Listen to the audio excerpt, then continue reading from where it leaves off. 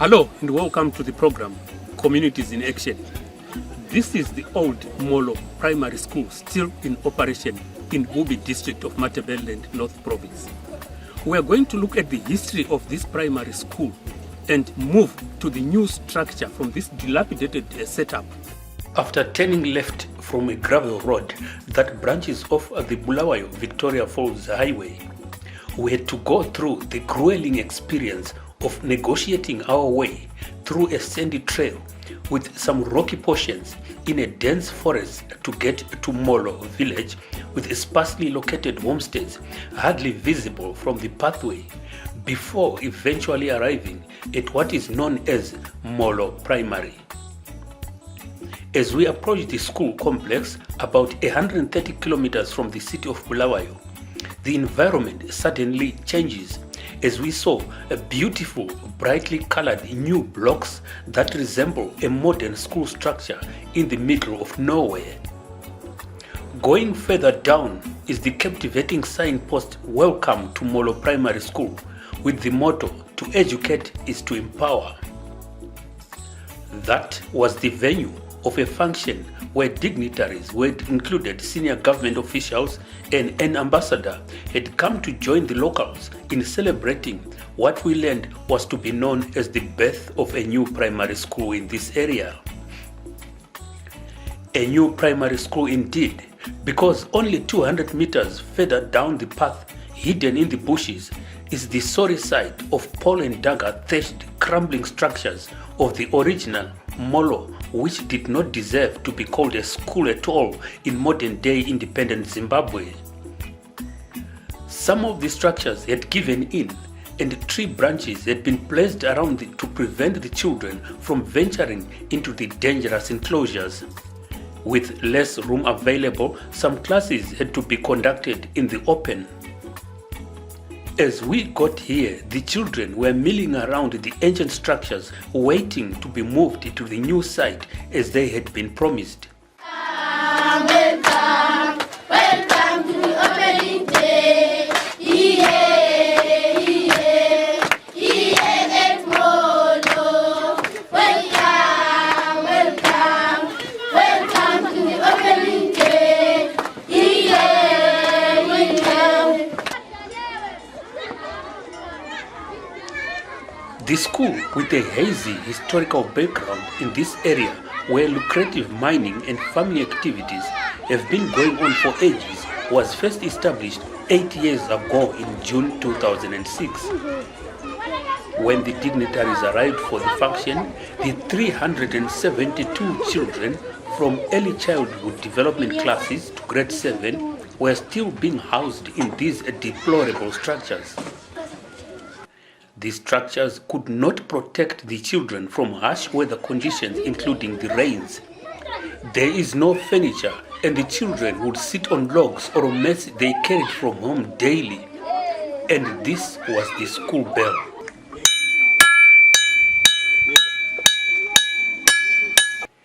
The staff accommodation for the 8 teachers are these huts, and these plastic enclosures are what they use as bathrooms. They all prepare their meals in this common kitchen facility. We are happy because now maybe we can improve in reading. Because that side, you could not even take the textbooks into the classrooms. It was dusty. And we couldn't even operate well. So where were you keeping the books? In our rooms. In your rooms. You have your stuff, the books, with the huts are close to the shops. So we have people getting drunk and coming into the cottages, and we cannot sleep. And we have a very small toilet which is about to be filled up. So we don't have doors there. So at times you go to the toilet, they follow you into the toilet, and you cannot use the toilet with those people around. And we have some ants, I don't know. At night it itches, we don't know what kind of ants those are. Our doors, we cannot even lock them, it's not secure. You cannot say you have locked your door because someone can just come and remove the padlock from the pull it back, so you cannot tell whether someone is tampered with your door or not. For months, the children had been anxiously watching the construction of the new school, waiting for this day. And finally, after the arrival of the guests, the children were led to the final journey from the old to the new complex, and there was jubilation.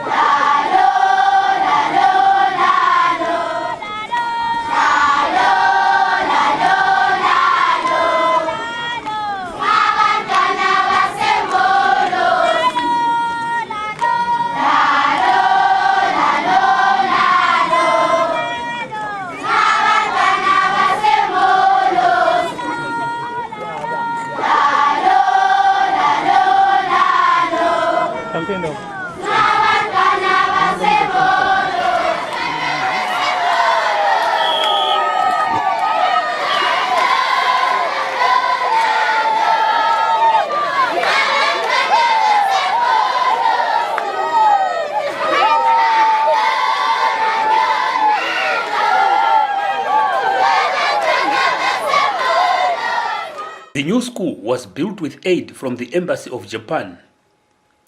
The plight of this community was brought to the fore by staff from World Vision Zimbabwe, who had worked with the communities in this district through an area development program from 1995 to 2012.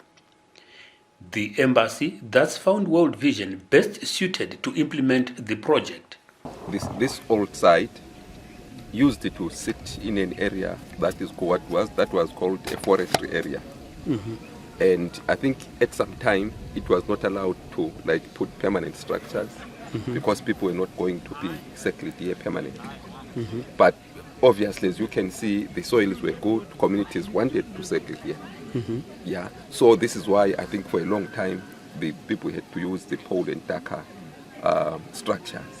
Mm-hmm. But as time went on, there was a permission that people could then construct a new school. Mm-hmm. This is the time when the council, the Rural District Council, started talking to World Vision to help them find partners who could come and help them with the construction of the school. Mm-hmm. That was the time then that our National Director, Edward Brown, spoke with the Japanese embassy, and they accepted to come and look at two sites that we were looking at the time, where the schools were really in bad shape.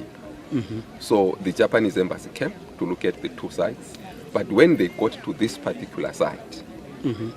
it touched everyone's heart who came on that day to see what was happening, and the decision was taken that the Japanese embassy was going to fund this school.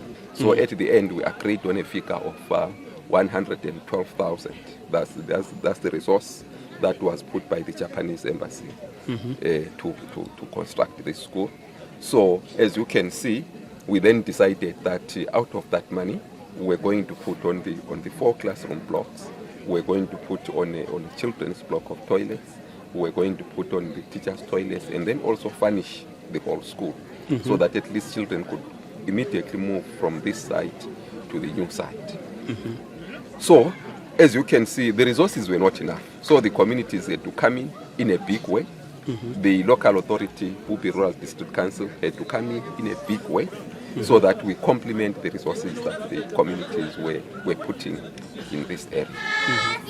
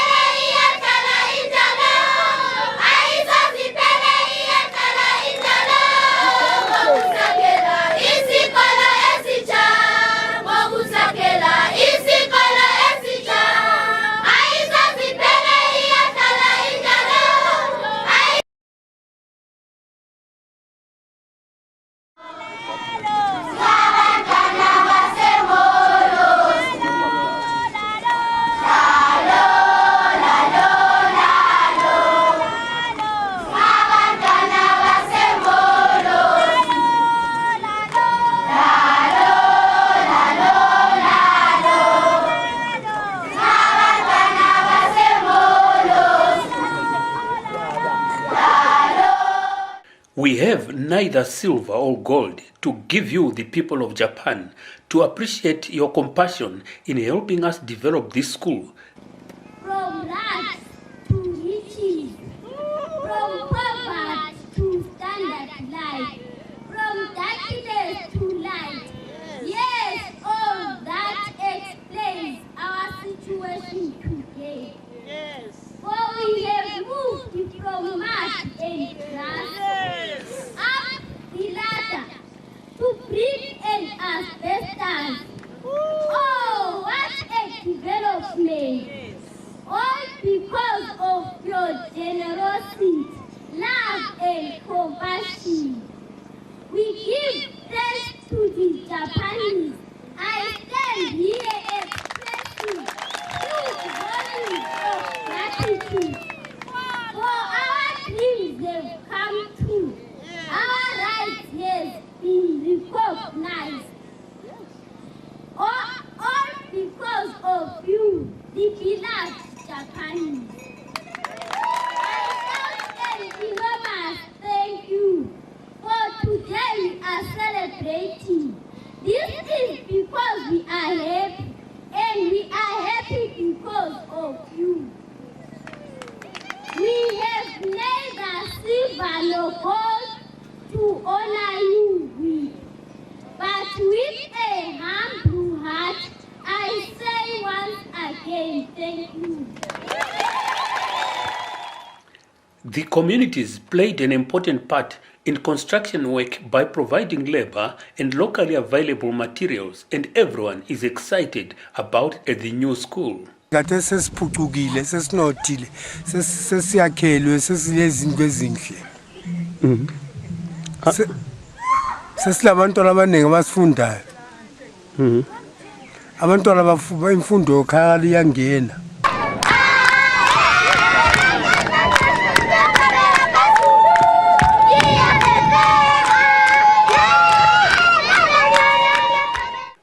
The School Development Committee, which worked closely with the well-wishers in supervising the locals in this project to play their part, say they were concerned about the high staff turnover due to the poor working conditions for staff at Molo Primary School. We are honored to witness the official opening of a brand new school. I will call it a brand new school, Molo Primary School. For a long time, pupils and teachers have been operating in very unpleasant learning and teaching conditions. Conditions that more often than not do not attract qualified teachers and promote quality education. The construction of standard classrooms and other facilities like toilets will certainly go a long way in attracting qualified teachers at Molo Primary School. From now on, we can expect children to like to be at school and in the end improve their performance in whatever they do at school. Bobi District Council, the responsible authority for the majority of schools in the district alone, ladies and gentlemen, cannot provide the standard infrastructure we need in our schools. However, in partnership with stakeholders like the government of Japan, the private sector, and the business community, Council can improve the teaching learning environment of our teachers and pupils in our schools. May I, on behalf of Council and the people of Bobi District as a whole, extend my gratitude to the government of Japan for looking in our direction and see a need, especially in the Molo community. May I also thank World Vision International for facilitating this investment in our district.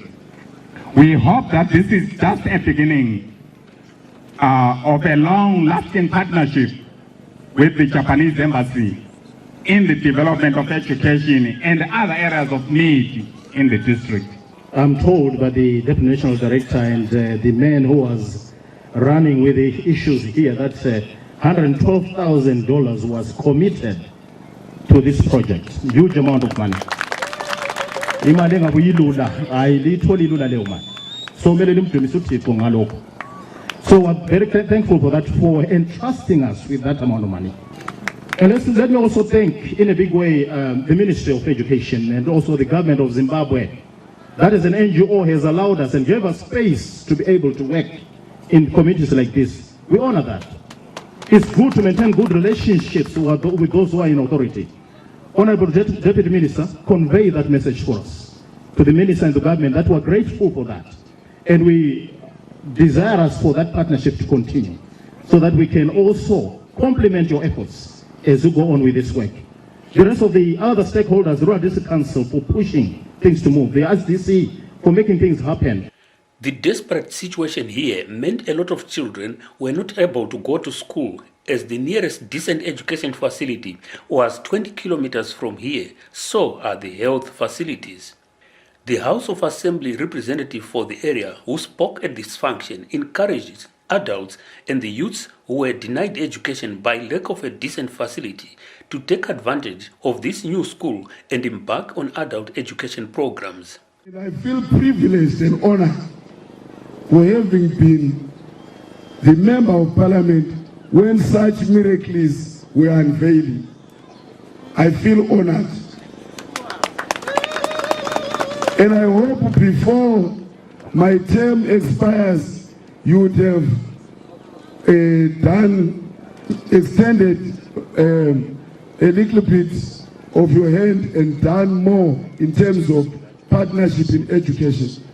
Bubi constituency is one of those highly undereducated areas. Though closer to Bulawayo, one would believe that Bubi constituency should have the most educated people because of its proximity to Bulawayo. The problem is that in Bubi constituency, it was mainly in the history of our country. We had the mining sector, which was dominant in Bubi constituency, followed by the agricultural sector. And these two sectors in Zimbabwe are known for not educating people. And as a result, we find ourselves in this predicament, where Bubi is one of the highly uneducated in the province. You go to areas like Wange, Pinga, which are very far, which we always regarded as the remote areas, but the situation on the ground is different. And Bubi has got more than 20 schools that need to be constructed, which are similar to what you see here.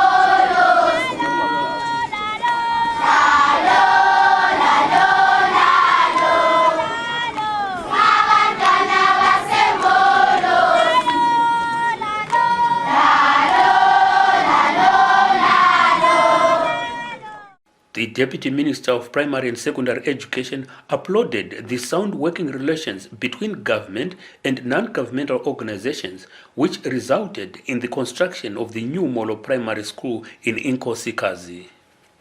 Most of the time we don't realize that we have gold in our home states. We don't really have to go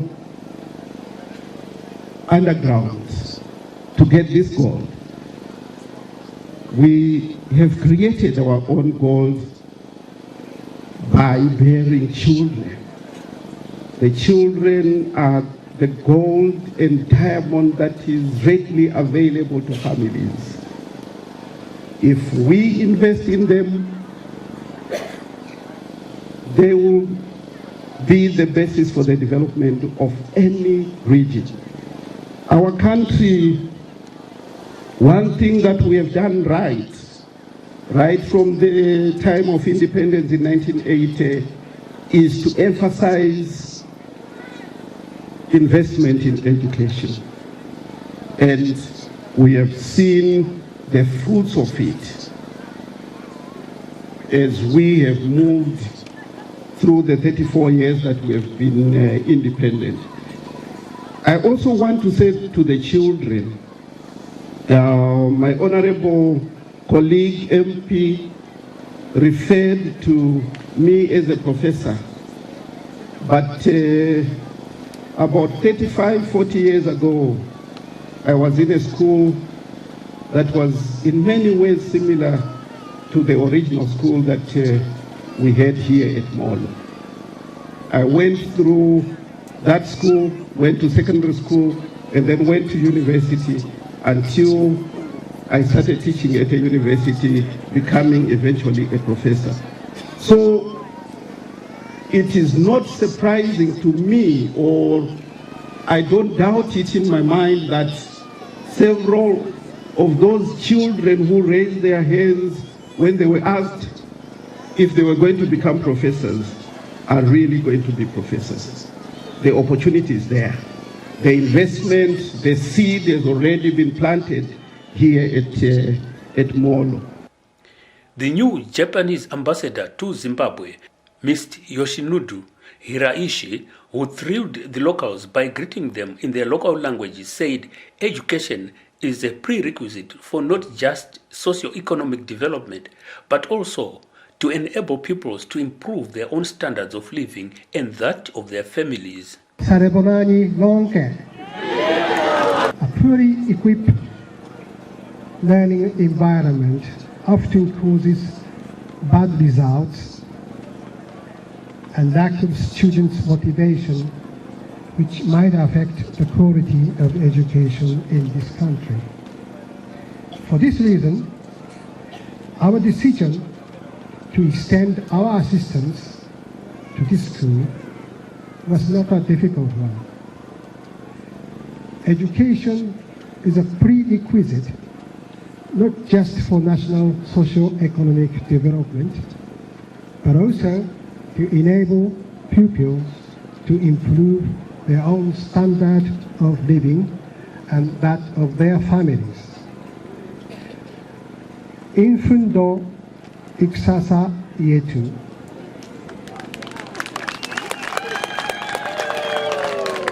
The government of Zimbabwe is committed to maintaining high literacy rates in the country. However, recent economic factors have not been favorable, resulting in poor school infrastructure. I would like to appeal to parents present here to continue to keep their children in school, particularly the girls' children who are often made to stay at home due to various reasons, including security concerns. I would like to commend the local community here who mobilized themselves into groups for the provision of general labor for the clearing of the site, collection of stones, sand and water for construction purposes.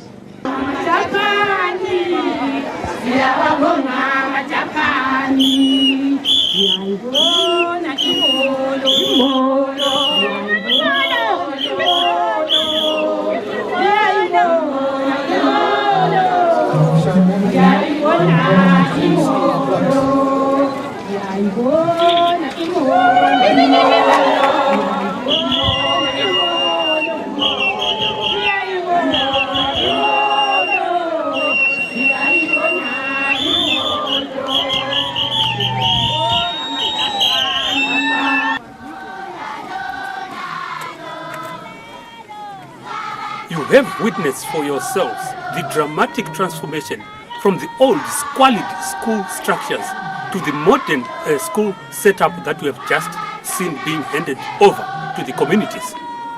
But for now, the teaching staff will have to make do with these squalid conditions. And the challenge is now with the communities to contribute something and construct something decent for the teaching staff.